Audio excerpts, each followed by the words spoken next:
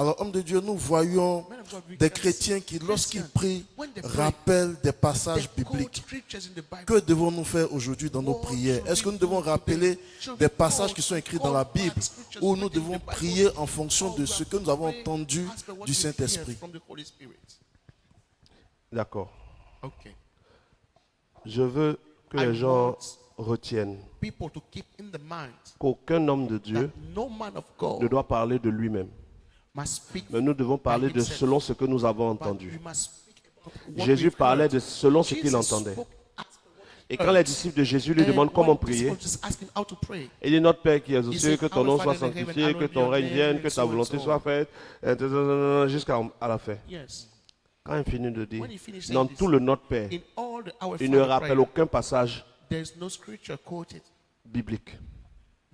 Jésus ne cite aucun passage biblique dans le Notre Père. Parce que prier, ce n'est pas réciter.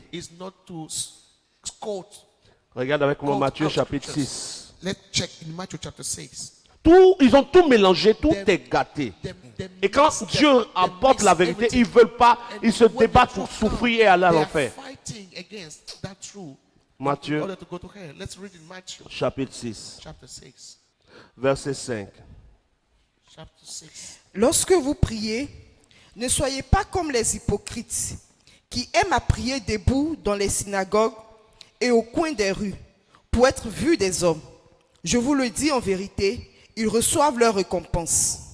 Mais quand tu pries, entre dans ta chambre, ferme ta porte et prie ton Père qui est là. Qui? Ton père, pas ton fils, pas ton frère, mais ton Père. Qui est là dans le lieu secret. Et ton Père qui voit dans le secret te le rendra. Verset 7. En priant, ne multipliez pas de vaines paroles comme les païens qui s'imaginent qu'à force de paroles, ils seront exaucés. Prier, ce n'est pas réciter. Ce n'est pas répéter de vaines paroles. Oh Éternel, c'est toi qui as dit, tu avais fait ceci. Et quand je me rappelle de ce texte, attends. Citer des passages dans la prière n'est pas une mauvaise chose. Mais à un niveau de la prière, tu ne cites plus les passages.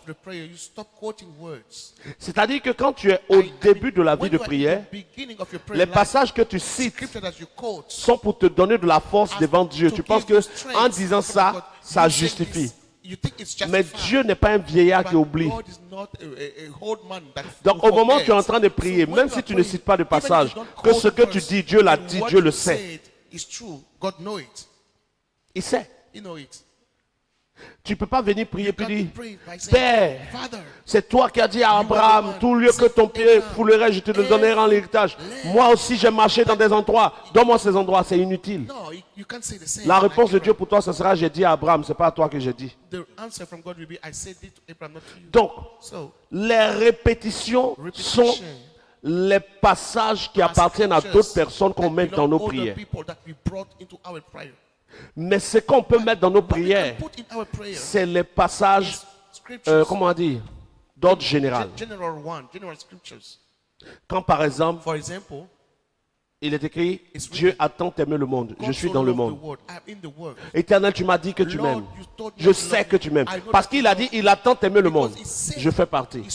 Mais je ne peux pas réclamer de ma prière la bénédiction d'Abraham sans faire les œuvres d'Abraham. Pour l'instant, ce que je crois que quelqu'un peut retenir, c'est que pour celui qui est réellement né de Dieu, la force n'est pas dans la Bible. La force est dans la communion avec le Saint-Esprit.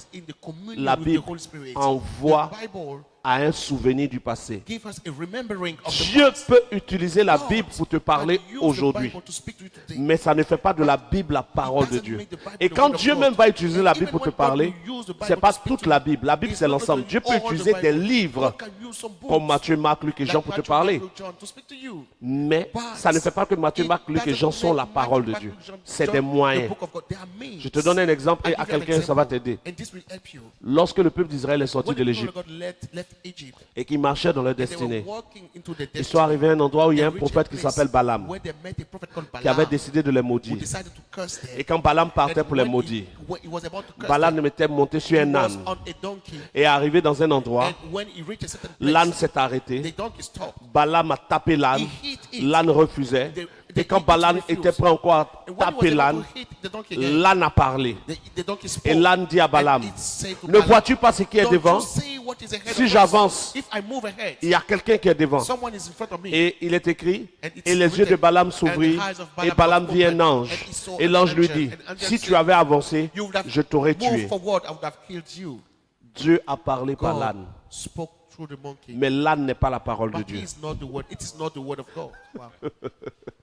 C'est très clair. Dieu a parlé par un âne. Mais est-ce que l'âne est devenu la parole de Dieu? Dieu peut utiliser la Bible pour te dire quelque chose. Mais dans ce livre, il y a des livres que Dieu ne va jamais utiliser pour te parler. Mais le livre n'est pas la parole de Dieu. Ok.